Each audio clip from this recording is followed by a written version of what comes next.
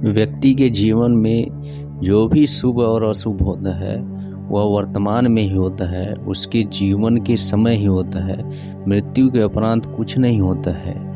इसीलिए व्यक्ति को जो भी कर्म करने चाहिए, जो भी कार्य करने चाहिए वह तत्काल ही करने चाहिए। अपने भविष्य के बारे में सोचकर उसको टालना नहीं चाहिए, उस पर ज़्यादा विचार विमर्श नहीं करना चाहिए।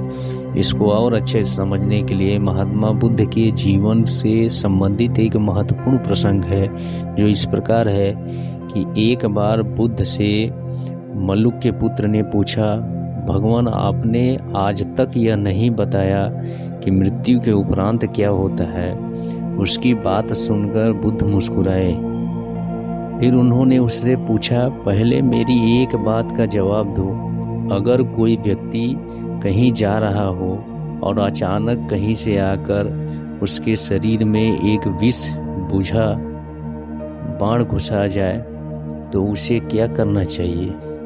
पहले शरीर में घुसे बाण को हटाना ठीक रहेगा या फिर देखना कि बाण किधर से आया है और किसे लक्ष्य कर मारा गया है?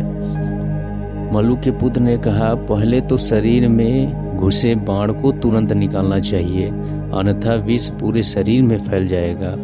बुद्ध ने कहा, बिल्कुल ठीक कहा तुमने। अब यह बताओ कि पहले इस जीवन के दुखों का निवारण का उपाय किया जाए या मृत्यु के बाद की बातों के बारे में सोचा जाए। मल्लुक के पुत्र अब समझ चुका था और उसकी जिज्ञासा शांत हो गई। तो इस तरह से हमको इस कहानी से सीख मिलती है कि जीवन में जो भी कर्म करना चाहिए वह तुरंत करना चाहिए, तत्काल ही उसका समस्या का निवारण करना चाहिए। भविष्य में क्या होने वाला है, क्या होगा आदि की चिंता किए बिना ही कर्म कर लेना चाहिए।